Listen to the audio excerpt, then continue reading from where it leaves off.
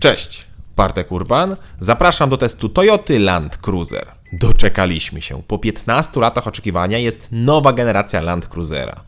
I teraz pewnie zastanawiacie się, dlaczego po 15 latach, skoro w 2021 roku, czyli 3 lata temu, Toyota pokazała nowego Land Cruisera. No cóż, jakby to powiedzieć, to skomplikowane. Otóż rodzina Land Cruisera dzieli się na 3 linie, takie podrodziny. Mamy serię Heavy Duty, Station Wagon oraz Prado. I właśnie zaprezentowany w 2021 roku Land Cruiser miał oznaczenie 300 i jest on z rodziny Station Wagon. A znowu auto, przed którym teraz stoję, jest z rodziny Prado. Jego poprzednikiem była 150, która została pokazana w 2009 roku. Czyli seria Station Wagon to m.in. 300, wcześniej było 200, a jeszcze wcześniej 100. A w Prado mamy teraz 250, a wcześniej była 150. A przypominam, że jest jeszcze trzecia rodzina Heavy Duty, do której należy m.in. 70. Tak, wiem, to bardzo skomplikowane, więc bierzemy się za test obecnej wersji, czyli 250. Nowy Land Cruiser to przede wszystkim zupełnie nowy wygląd i zerwanie z poprzednią generacją pod względem wizualnym. W ogóle, jak tak patrzę na Land Cruisera, to bardzo przypomina mi on model Toyota FJ Cruiser, który jak na swoje lata był bardzo odważnie narysowany i również jego wygląd był nieco zabawkowy i nieco retro. I to jest moim zdaniem strzał w dziesiątkę, bo nowy Land Cruiser wygląda świetnie, a taki styl pozwoli, że to auto długo się nie będzie starzało. No zobaczcie, tutaj nie ma elementu, który się nie podoba. A co więcej, można mieć, a w zasadzie można było mieć, inny przód z okrągłymi światłami, które jeszcze bardziej przypominały te stare Toyoty. Mówię specjalnie, że można było mieć, bo jest to limitowana seria, First Edition i wszystkie są już dawno w Polsce wyprzedane. Zostaje więc tylko ta wersja z prostokątnymi światłami, które też wyglądają świetnie. I miło też, że producent zadbał o takie rzeczy jak na przykład ta część na zderzaku, która jest oddzielnym elementem, a to oznacza, że będzie to można łatwo wymienić, bo to jest miejsce, które jest bardzo często narażone na jakieś zarysowania czy zniszczenia w terenie. Podobnie na przykład zrobiono z maską, którą specjalnie tak wymodelowano, żeby była jak najlepsza widoczność w trasie. Zniknęły za to dwie rzeczy. Po pierwsze, Land Cruiser już jest teraz tylko 5-drzwiowy, nie będzie już odmiany 3-drzwiowej, a druga sprawa to zniknęło koło zapasowe, które teraz już nie jest na klapie, a wylądowało pod spodem. Poprzednik miał wybór. Mogliśmy wybrać albo z kołem i otwierany bagażnik na bok, albo normalnie kufer otwierany do góry. Uwielbiam terenówki z kołem na klapie, ale oznacza to otwieraną klapę na bok, co często nie jest wygodne, plus auto przez takie koło jest jeszcze dłuższe. Tu takiego problemu nie ma. Co nie oznacza, że Land Cruiser 250 jest mały, bo jego długość to ponad 4,90 m, dokładnie to 4925 mm. Szerokość to od 1940 do 1980 mm, a wysokość od 1925 do 1935 mm w zależności od wielkości kół. Rozstaw osi to 2850 mm, a prześwit to 21 cm. Czyli nowy Land Cruiser jest o 8 cm dłuższy niż poprzednik. I teraz też warto przypomnieć, że 250 to oczywiście prawdziwa terenówka, czyli jest zbudowana na ramie. I co ciekawe, jest to dokładnie ta sama rama, co Land Cruiser 300, no wiecie, tej z tej innej linii. Czyli 300 i 250 mają ten sam rozstaw osi.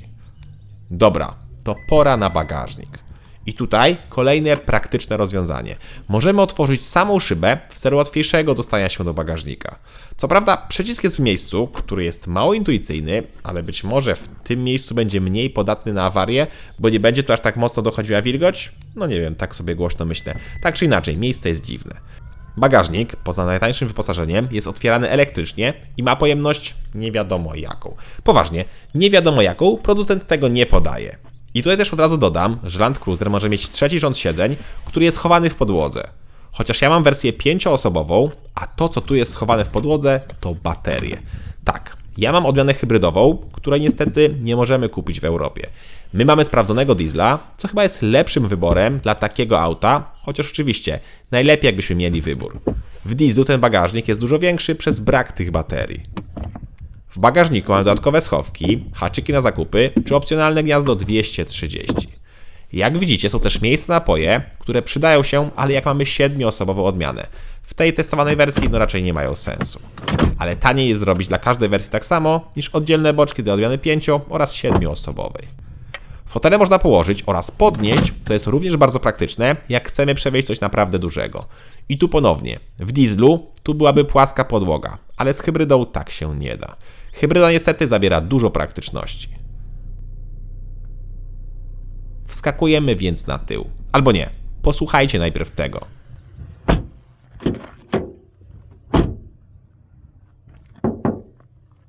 Czasami zamykanie drzwi brzmi jak walenie pokrywką od garnka. Słabo. Ale z tyłu słabo nie jest. Ja mam 186 cm wzrostu i bez problemu się mieszczę. Miło, że jest próg, bo bez tego naprawdę ciężko się tu wsiada i to nawet dorosłej osobie, a co dopiero dzieciom. Kanapa ma też regulację oparcia i to naprawdę dużą, przez co z tyłu w trasie jest bardzo wygodnie. Zresztą, nawet jak jest niemal pionowo ustawione, to ja mam parę centymetrów wolnej przestrzeni na głowę. Poza tym jest podłokietnik, są oddzielne nawiewy, złącza oraz gazetowniki. W ogóle z tyłu jest bardzo jasno i naprawdę przestronnie.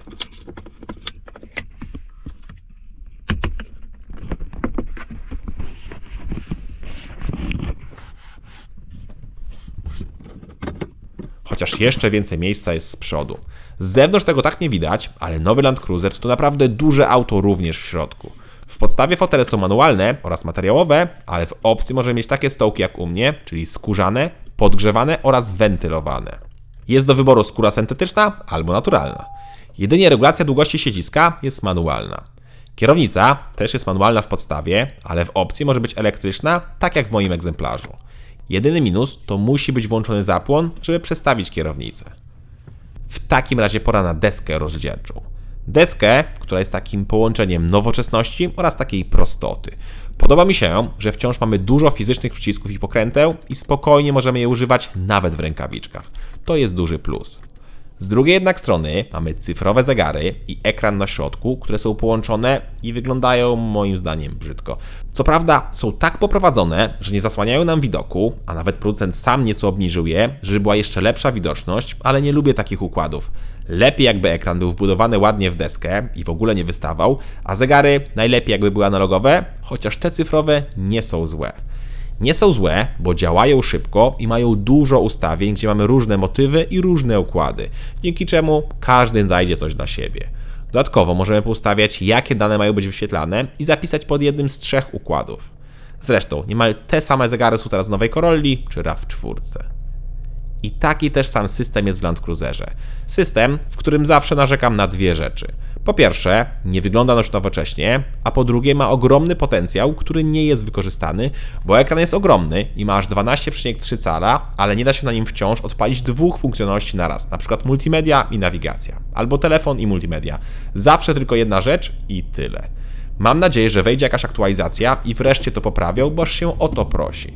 Na szczęście Android Auto i Apple CarPlay działają bezprzewodowo i szybko. I w podstawie ekran główny nie ma 12,3 cala, tylko 9 cali. System jest ten sam, tylko ekran jest nieco mniejszy.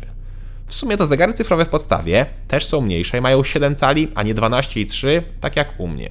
I wtedy środek jest cyfrowy, a boki są analogowe. W opcji jest też trzeci ekran, który może być w miejscu lusterka środkowego. Kamera jest wtedy w środku, więc zawsze będzie czysta. W takim razie pora na spasowanie i materiały.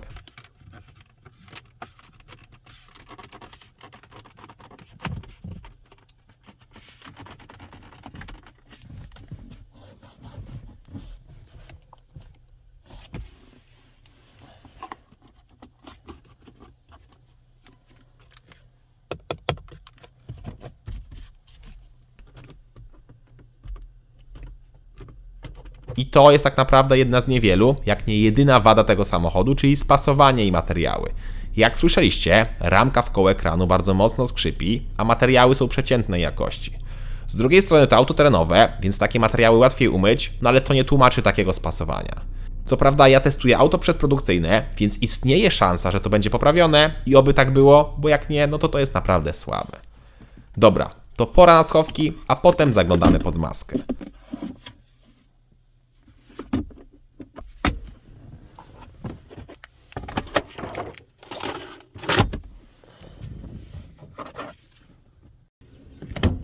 A pod maską może pracować jeden z 3 silników, czyli możemy mieć hybrydę 2.4 turbo, benzynę 2.7 lub diesla 2.8.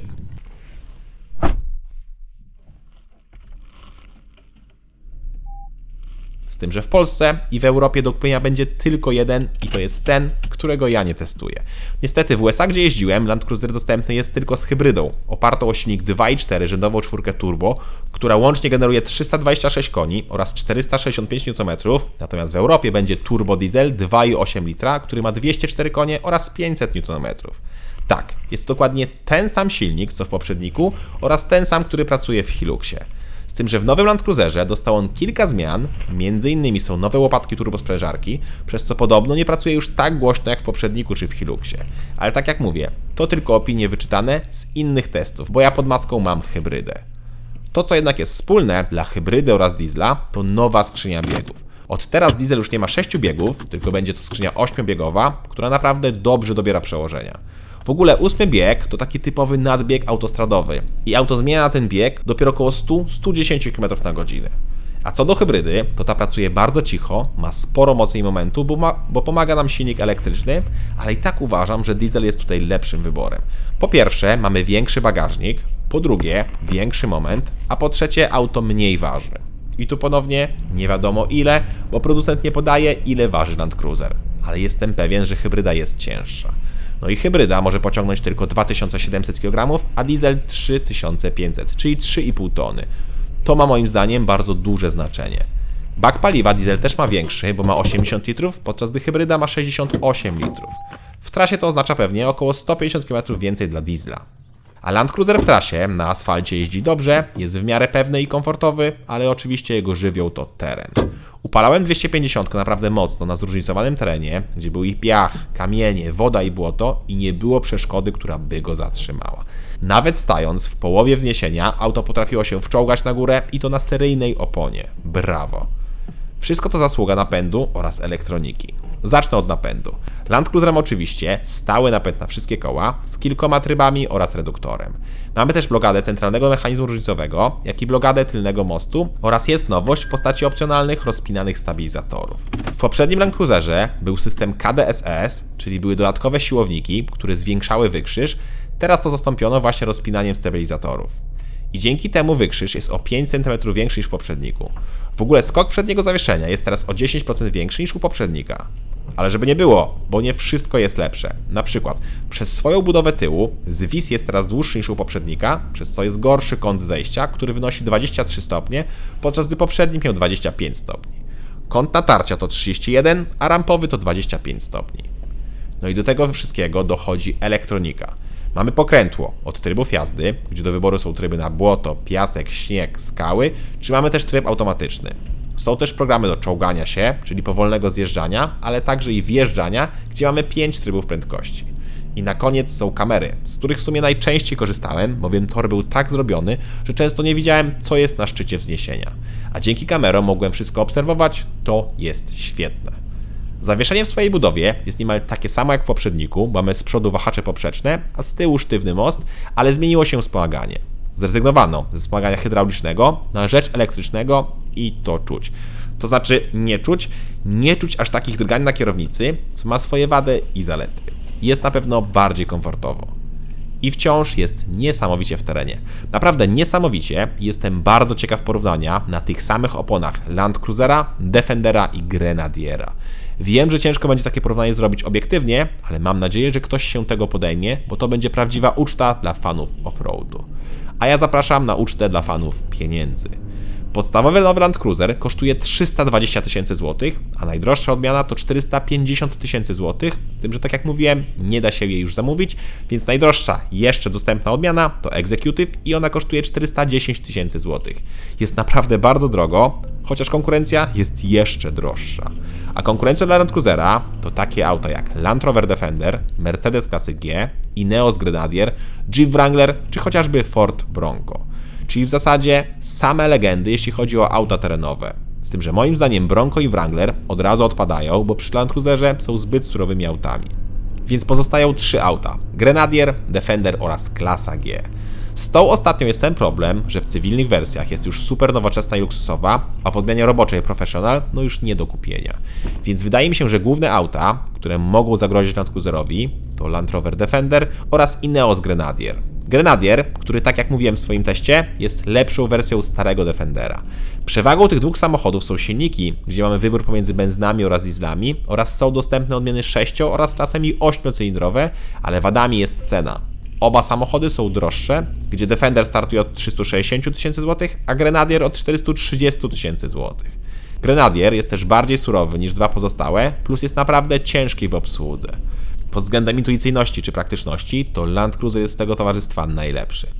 W zasadzie to na rynku jest jeszcze Sangyong Crexton, który też jest zbudowany na ramię i też ma stały napęd 4x4 z reduktorem i jego cena startuje od 220 000 złotych. To aż 100 000 złotych taniej niż Land Cruiser, chociaż sam nie wiem, czy to jest na pewno konkurencja Land Cruisera. Ale i tak, nowa Toyota Land Cruiser to musi być hit. Po prostu musi z kilku powodów. Po pierwsze, to jest naprawdę świetna terenówka, a do tego wygodne auto na co dzień. Po drugie, wygląda naprawdę świetnie i jest nieźle wyposażona, a po trzecie, to jest Land Cruiser. Tak, to jest Land Cruiser i to dla wielu klientów wystarczy, bo mają poprzednie generacje czy inne modele z rodziny i wiedzą, do czego zdolne są te samochody. I co ciekawe, rozmawiałem z kilkoma właścicielami obecnych Land Cruiserów i mówili, że cena to absolutnie nie jest problemem. Oczywiście też Land Cruiser nie jest autem bez wad, gdzie chociażby spasowanie powinno być lepsze, a także i same materiały oraz powinien być wybór silników, ale i tak uważam, że Land Cruiser to świetne auto. I co ważne, to nie jest SUV, to jest auto terenowe, prawdziwie terenowe. Cześć!